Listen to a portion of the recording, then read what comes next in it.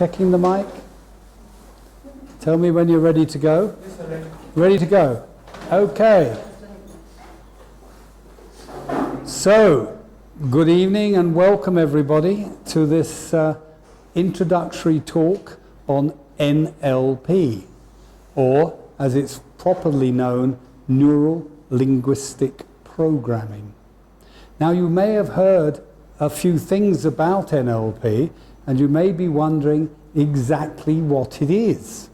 So let's look at the words NLP, let's look at neural, look at linguistic and look at programming and understand exactly what this means.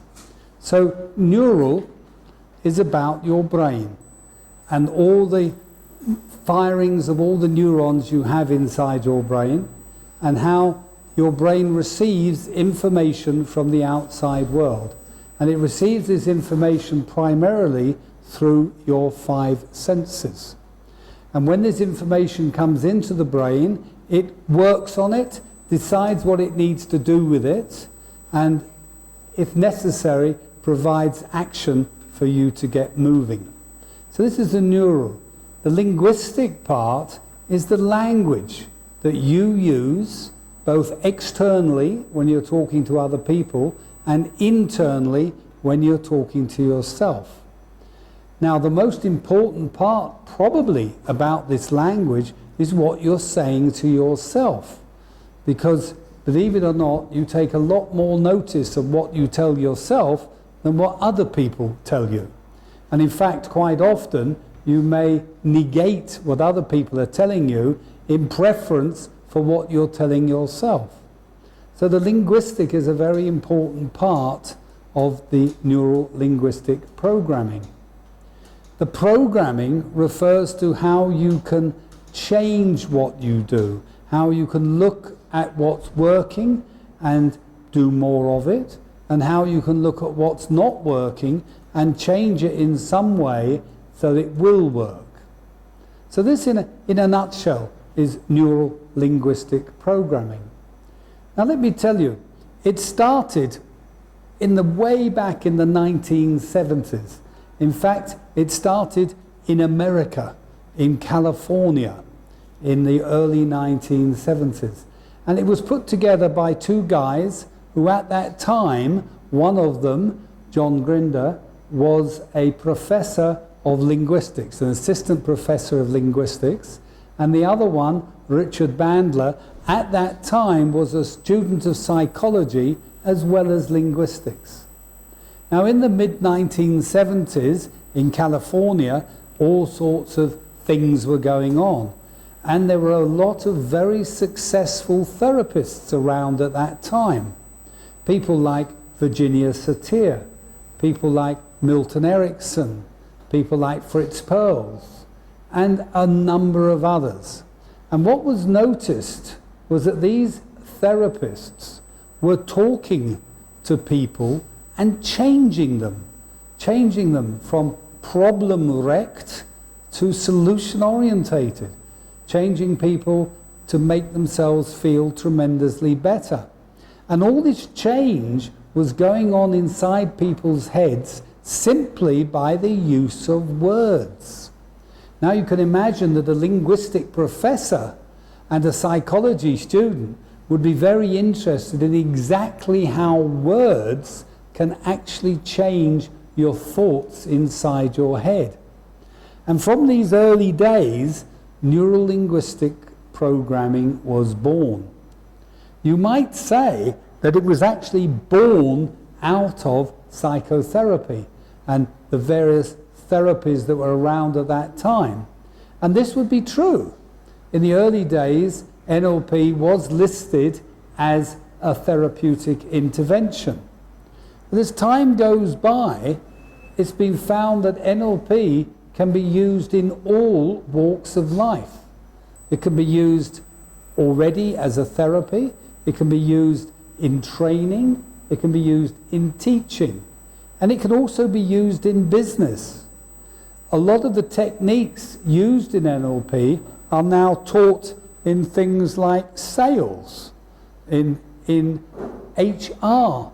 All sorts of different fields are are using the methodologies devised through neural linguistic programming.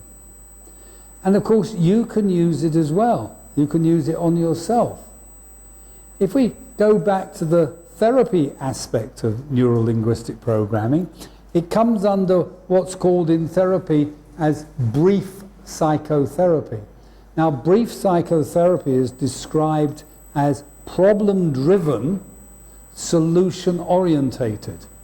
So you have a problem, you know fully about the problem, and what you're really interested in is a solution to the problem. NLP fits wonderfully in that solution area because it studies what people do well. And what somebody does very well in, say, getting rid of depression would also work on somebody else. So the study of excellence is another definition of NLP. So in this solution-driven world, we're not interested in the past. We're not interested in what happened to you as a child. We're not interested in all the problems you've had in the past because they are in the past. What we're interested in is how can you solve the problems in the future? Or, put it another way, outcome orientated. And all of NLP is based upon outcome orientation. So in the beginning, when you first learn NLP, the first thing you must learn is how to create a good outcome, or what we say in NLP terms, a well-formed outcome. It's all right having an outcome, or if you like, a goal, but you can live with a goal for years, and if you don't achieve it, it's a waste of your time. So the first thing we need to look at is exactly how achievable is your goal and your outcome. And has it been totally thought out correctly? Is it going to work for you? So outcome is the first thing we look at when we study NLP. And outcome is one of what we call the 4 pillars of NLP, or what holds NLP up. Another one of those 4 pillars is something called rapport, R-A-P-P-O-R-T, which has been cleverly devised to say, rarely all people prefer others to resemble themselves. Rapport. And it's been noted by the early developers of NLP, what is the difference between people that get on very well together and people that don't get on very well together? And the main difference that was noticed is that people that get on very well together start to match and mirror each other. They start to look the same. They do the same things. They dress in the same clothes. And so looking at this, processes are made whereby you can deliberately match and mirror somebody else to develop a good rapport or a good understanding with another human being. So this is the second of the pillars of NLP. Rapport, outcome. Now, another pillar of NLP is called sensory acuity. That's an interesting word, isn't it? Sensory acuity. What does that mean? Well, sensory refers to your senses. Now, we normally talk about 5 senses. The sense of hearing, the sense of speaking, the sense of feeling, the sense of smelling, and the sense of taste. We refer to these 5 main senses as these are the main senses that bring information into your brain. Now you have other senses as well. You have a sense of balance, you have a sense of where you are in the universe, you have a sense of where your right hand is and your left hand is, and a few other senses. But the main senses that bring information into your head are your 5 senses. Now, our senses are somewhat limited. As human beings, our senses are not that good. We think they are. We think they are because we have a wonderful brain, and our brain actually deceives us a lot of the time. We think we see things when in fact we don't. We think we hear things when in fact we don't. And in fact, our sense of sight is very much limited between the infrared and the ultraviolet. And we only see things in pictures, even though we believe we see things in moving. That's only because we see things very fast. Now, our hearing is even somewhat worse. We are very limited in the range of what we can hear. Animals, dogs specifically, can hear much, much better than us. Right? And then we come to our sense of smell. Now, generally speaking, our senses of smell are turned off. We don't actually smell things. Our brain turns it on for us when there is danger. When you smell gas or gasoline or something like this, your brain goes, hey, wake up. Oh, smell that. And then we smell. Now, if you don't believe me, I suggest that you smell now. Just smell. And smell what you can smell in the air. You'll smell something. I can smell from this AC, there's a little bit musty smell coming down. Now, I'm all alone here. You're probably sitting next to somebody. And when you smell, you might end up smelling the person next to you. Oh, I don't like that. And I think that's one of the reasons why our smell is turned off. Because all of us give out a body odour. And sometimes that body odour is not very pleasant. So we have a sense of smell. And of course we also have a feel, what we can feel things. And sometimes we can feel things externally by touching, but also we got an internal sense of feeling, which we sometimes call our emotions, that give us a feeling of happiness, a feeling of sadness, a feeling of depression. These are all part of our feeling senses. And of course the last sense is the gustatory or the tasting sense. So in NLP we like to call these senses VACOG: visual, auditory, kinesthetic, olfactory, gustatory. Now we talk about our senses, but how good are they? You know, how acute are your senses? What do you see? What do you hear? What do you smell? Now, the average person, senses are not used very well. So one of the things we do in NLP is sharpen up those senses, or, as we like to call it, sensory acuity, making your senses that much more sharper. And we do this by letting you know exactly what your range is, which is nowhere near as good as you think it is. Nowhere near. So sensory acuity is the ability to notice things and calibrate them.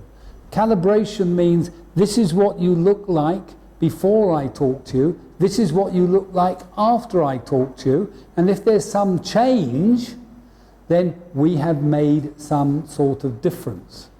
You see, one of the things about talking to people is helping them change their thoughts, change their ideas. And as I said earlier, if you remember, that NLP is not about content. We're not interested in what you did or why you got there. We're interested in where you want to go. So the only way we know that we've achieved that is by noticing the changes in you. And the changes, noticing the changes, is sensory acuity. So if you start using your senses and your sensory acuity correctly, no longer will you not notice when your husband or wife has a new haircut. No longer will you not notice when they do something different. So that's the third of the pillars of NLP. So we've had outcome, we've had sensory acuity, and we've had, what haven't we had yet? We haven't had flexibility, which is the fourth pillar. Right? So the fourth pillar of NLP is flexibility. Now these four pillars are what holds NLP up, if you like, what holds it together. Right? And once you've got these four pillars in place, then you can begin to make a lot of difference in other people. Now, flexibility I talk about very briefly. it's not a question of giving in. It's not a question of saying, okay, have it your way. It's a question of you being able to see the different points of view, being able to see the different angles, and being able to make some change in the world by your flexible approach. So these are the 4 pillars of NLP: outcome, rapport, flexibility, and sensory acuity. This is what holds it all together. Running alongside those 4 pillars, we have what we call 3 principles of which NLP is based on. And the first of these principles is the principle of cause and effect. Now, we all know what cause and effect is. Something happens in the outside world, it affects us. It rains, you get wet. The sun shines, you get sunburnt. These are all cause and effect.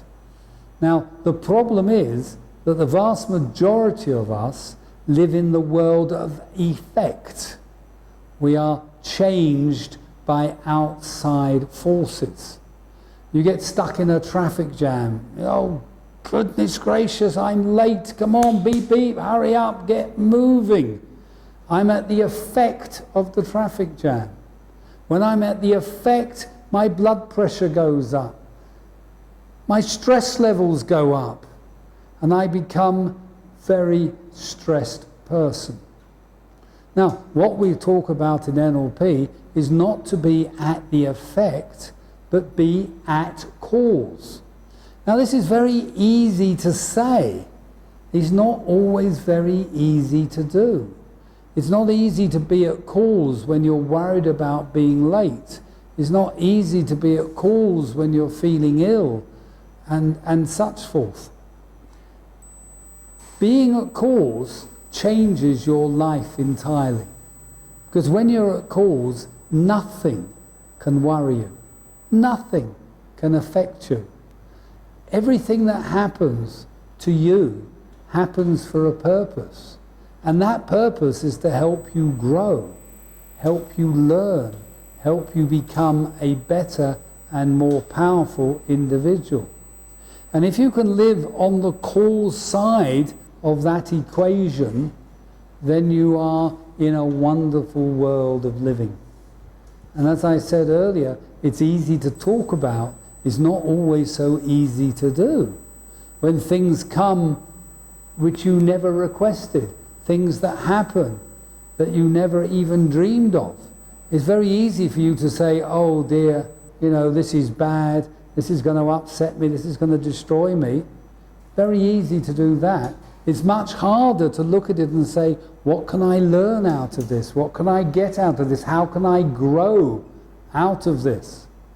A lot of very successful people have done this. There are a huge number of people that are born with a disability of some description, and they turn that disability into a unique ability for them. They become totally at cause. They can do things that we can't even dream of doing. This is the power of being at cause.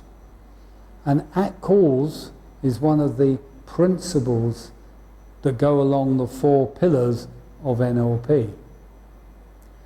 Another one of the principles involved in NLP is what we call perception is projection. So what does this mean? Perception is projection. Well, actually, it's very simple. What it means is that you can't see anything, perceive anything, outside of you unless you have a picture of it inside your head. So if you haven't got a picture in your head, you no way can see it outside of you. There are lots of examples of this in history. Let me tell you one. Let's think about the American Indians. And when the American Indians were being occupied, let's put it in a polite way, by the Europeans. And there's a famous story, which I'm sure you've heard of, when one of the American Indian tribes sold the island of Manhattan to some German visitors for a whole bunch of coloured beads and necklaces and various other trinkets of no value whatsoever. And the German traders went away saying, how stupid these Indians are. They've sold us this fantastic piece of real estate, this island, Manhattan Island, for just a few beads. Whereas the Indians walked away and said, how stupid these Germans are. How can they buy land? What are they going to do? Dig it up and stick it in their boats and take it back to India? Or rather, take it back to Germany in this case. Right? How stupid they are. And yet, it's a different viewpoint. It's a perception. You see, the Indians had no words in their language for the ownership of land. Nobody can own land, it belongs to everybody. So in their world, the Germans would give them loads of lovely pretty beads and presents and things for nothing, because the land is still there. So this is an idea of perception, is projection. If you haven't got a picture in your head, you're not going to see it outside. Now there's a not so nice side, if you like, of this. And that is when people start calling you names. When they call you fat or ugly or ignorant or stupid. You see, what they're actually doing is reflecting in you the thought they have of themselves. They think themselves ugly or fat or stupid, and so they see it in you. And this is the not so nice side of perception is projection, that you are actually seeing in other people the thoughts that you have in yourself. So you have to be a little bit careful of what you say, because what you're saying is actually giving away your own thoughts. So now we have the 4 pillars, and we have 2 out of the 3 principles. Now the third principle involved here is one called responsibility for value. Now, I can sell you something, I can give you something, but there's no value in it unless you want the value and you have responsibility yourself for that value. And a lot of people buy things and don't take responsibility for it and then blame everybody else when it goes wrong.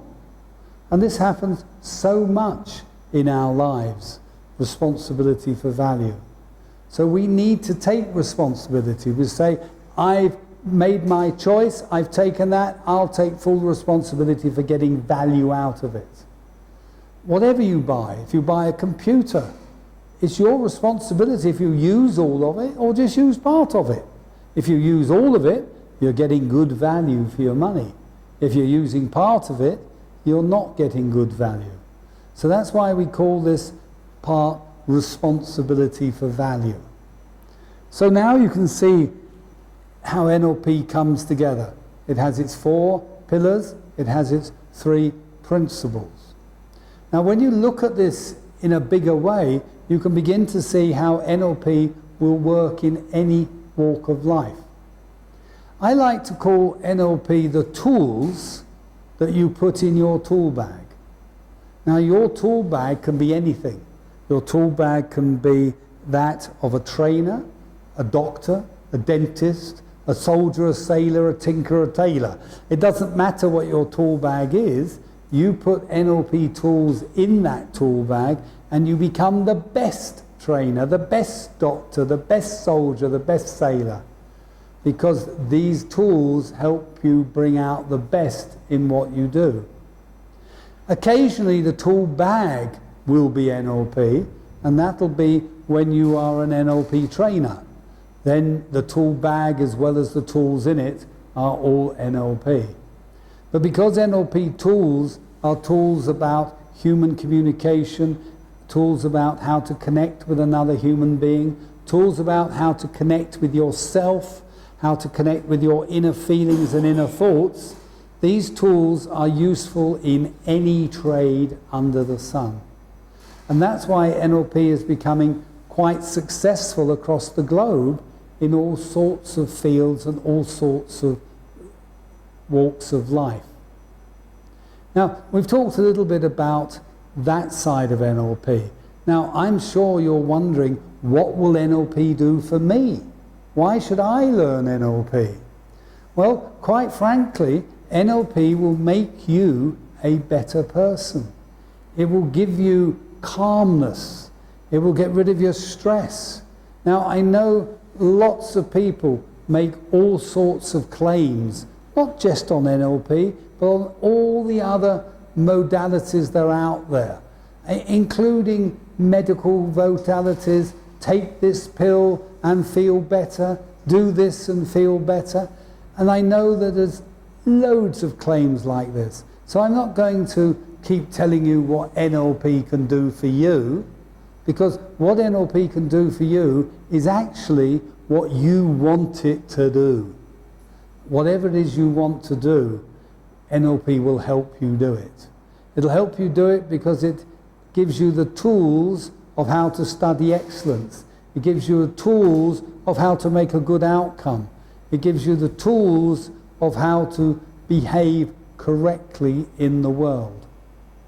Now, one of the set of tools that NLP gives you is what we call in NLP the presuppositions of NLP. Now, presuppositions are basically what you assume to be going on in the world. You know, when you meet somebody, you make a lot of assumptions about them, not the least of which is, are they male or female? Are they good looking? Are they ugly? These are all assumptions that you make. You also assume that they speak your language. You assume that they're awake and alive and breathing. So these assumptions we make all the time. So what we say in NLP is, if you make these assumptions, why not make some more assumptions that will make your interaction with a human being even more powerful? Now, we have a number of these presuppositions. I'm not going to go through all of them now, mainly because this is just a short talk to get you to understand the power of NLP. I will highlight just a few so you can understand what we're talking about. Now, one of the first ones of these presuppositions is to make an assumption that everybody you speak to, look at, or communicate with, every single person has got their own idea in their head of what the world is all about. Right? And we call this, in NLP terms, somebody's model of the world. The model of the world is what you think the world is all about. Now, when you meet somebody, you know they're going to have a different idea about the world than what you have. And the most important thing to remember here is that they're entitled to have that different idea of the world. So we say in NLP, respect that person's model of the world. And respect, we don't mean that you have to agree. You don't have to say to that person, you're absolutely right and I'm absolutely wrong. That's not the idea at all. The idea is that you, the other person, is entitled to their own thoughts, their own opinions, and their own ideas. So this is what we call model of the world. Now, once you've got that, you can listen to what other people say. You don't have to listen to it critically and say, oh, what an idiot you are, how wrong you are, because you never know. They might be right and you might be wrong. So you give them the space to say, great, I fully appreciate and understand your model of the world. And then you can add your bit to it. This is my model of the world. And then you have a fruitful discussion with another human being. So this is one of the presuppositions that we take when we meet other people. Now, another one, which is sometimes a little bit controversial, is that whatever you do, another person, whatever they do, and what we call doing is your behavior, right? Doing equals behavior. So whatever you're doing for your own best intentions. So we say that all behavior has good intentions for the person doing it. Now sometimes this is very difficult to understand. When you see somebody doing a behavior that is terrible in your eyes, murder, rape, all sorts of behaviors which from your perspective look bad. The reality is the person doing those behaviors are doing them for his own best intentions, for his own best purpose. And once you understand that, you don't have to question the behavior, you question the purpose behind the behavior. For what reason is this person behaving in this way? Now, some behaviors that appear absolutely terrible to you in this way may be perfectly okay for that person in his world. I mean, this is an example of terrorism. You know, there's an old saying, and I'm sure you've heard it, that says, one man's terrorist is another man's freedom fighter. Right? So it's not just a question of saying you're a terrorist, because that person has very strong beliefs, very strong model of the world that they really believe is true. And to you, if that person is looking at you, you're the terrorist. They're the person, they've got everything right, you're doing everything wrong. So this concept of behavior has a purpose. All behavior has purpose. Even behaviors of countries, behaviors of companies, they all do it for the best possible purpose at the time. Now, sometimes I agree the behavior turns out to be incorrect or not right. And hopefully human beings are intelligent enough to change their behavior into a behavior that is acceptable to other human beings. So this is another one of our presuppositions. All behavior has purpose. Another one which is very relevant to learning is we say there is no such thing as failure. Failure, only feedback. And there is numerous examples that prove this, not the least of which is a guy called Thomas Edison, which I'm sure you've heard of. He was the inventor of the light bulb. And he was reportedly at a public meeting, and he was talking about how he invented the light bulb and how the many thousands of times he attempted to make a light bulb and failed. Because as you probably are aware, a light bulb is a very careful balance between heat and a vacuum. And if you get it wrong, the vacuum goes bang and your light bulb blows up. So at this meeting, a woman said to him, "Surely, Mr. Edison, you must be terribly frustrated about all the failures that you had." To which he famously replied, "On the contrary, madam, I now know 10,000 ways how to not make a light bulb." So it's not a question of failure, it's a question of working something out until it succeeds. If you look at young children, you know, you've got a young child who's starting to walk, and he does a couple of steps and falls over. Gets up, does a couple of steps and falls over again. You're not going to walk up to that child and point to the child and say, "Hey, child, you're a failure." Because we know that children have to go through falling over before they can walk. It's a process of learning. So we don't talk about failure, we talk about getting the feedback that enables us to do it even better. So in NLP, there's no such thing as failure, only feedback. And we take that seriously in the various levels that we have in NLP.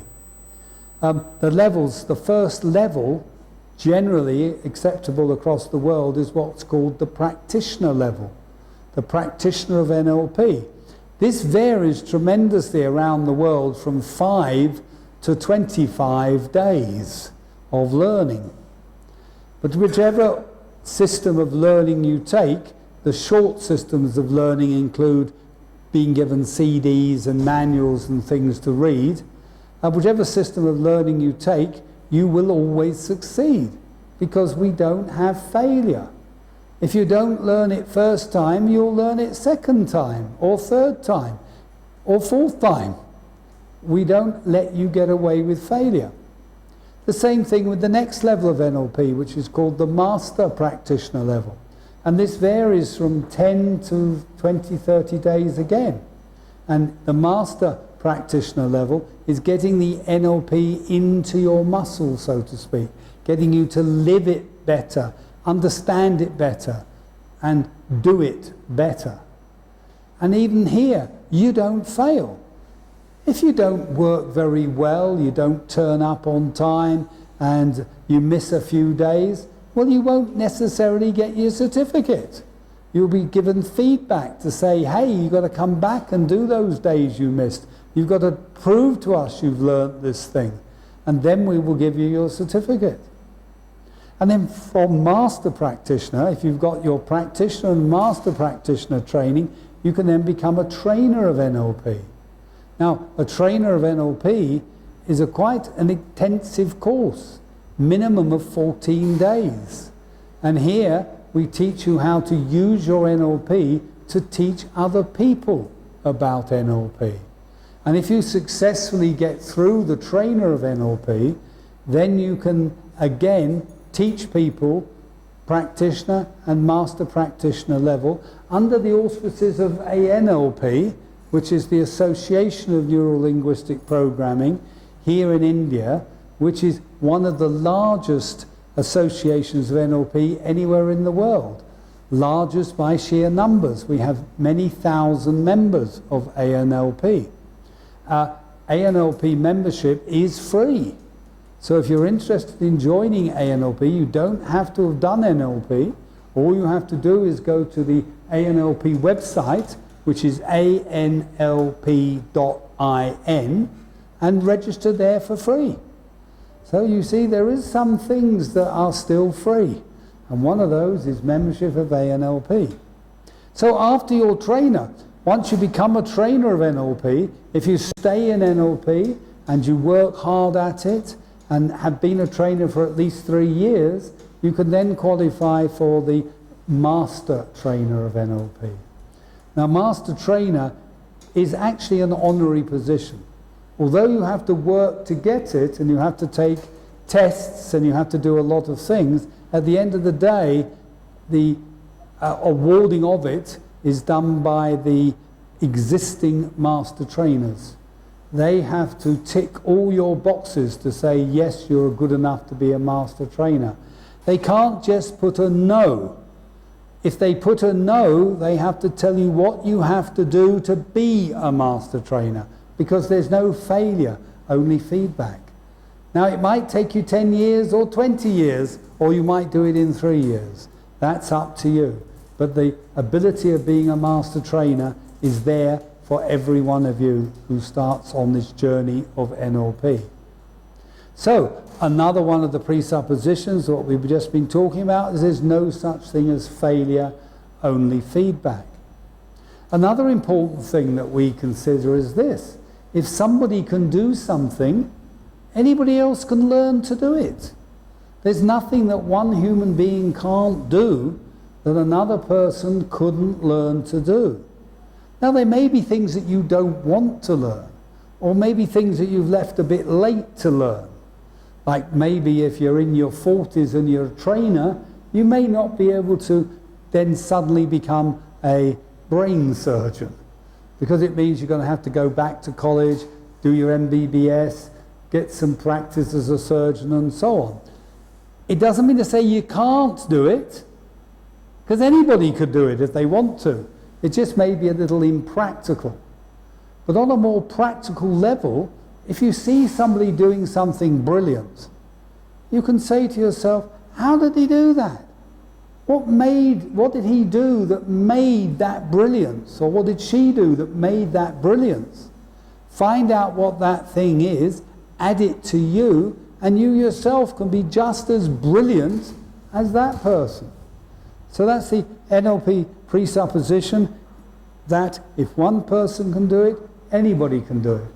Sometimes it's stated as, if it's possible in the world, it's possible for me.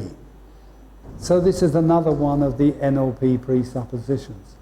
Now, we have about, I think, 28 major NLP presuppositions. I'm not going to go through them all now. Well, we do go through them all, of course, on our NLP practitioner program. But once you've got these presuppositions in you, your approach to another human being is totally different. Your approach to a human being is, here is a person of integrity, here is a person of capability, some of which I might like to know, and some of which I might already know. But I'm not going to look at anybody and look down on them and say they're horrible or they're terrible. Because, you know, in the ancient philosophy of Japan, the saying goes like this. It says that the master learns just as much from the pupil as the pupil learns from the master. So there's nobody in this world that can't teach you something. From the beggars on the street to the kings in their palace can all teach you something. Only if you're humble enough to be able to learn.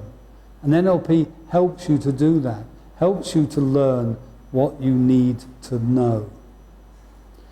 So I think we're getting a little bit close to the end of this chat, and let me just finish it like this, to say that if there's something you want to achieve in life, if there's something you want to do, if you want to make more money, if you want to be better, then NLP is one of the things that will help you do this. I'm not saying it is the golden elixir of life and that everybody has to do it. No, I'm not saying that at all. What I'm saying is that it's another tool that you can add to your already massive arsenal of tools that will help you become even better at what you do. Now, NLP is available all over India by all sorts of different companies.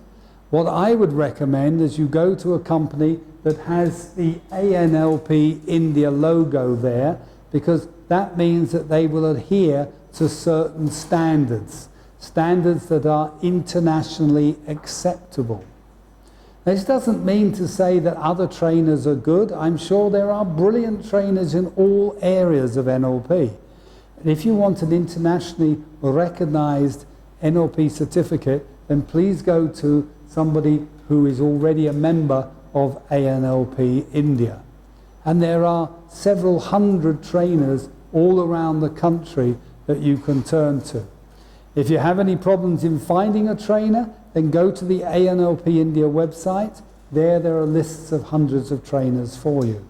And if all else fails, you can of course call me or contact me through Rana. His number is up there on the board. So I hope this little talk has given you some incentive to want to learn NLP. And if you do, please contact us as soon as you can, and we'll let you know how and where you can learn it. So thank you very much for your attention, everybody, and I look forward to seeing you soon on one of our certified NLP programs. Thank you very much, and goodbye. Thank you.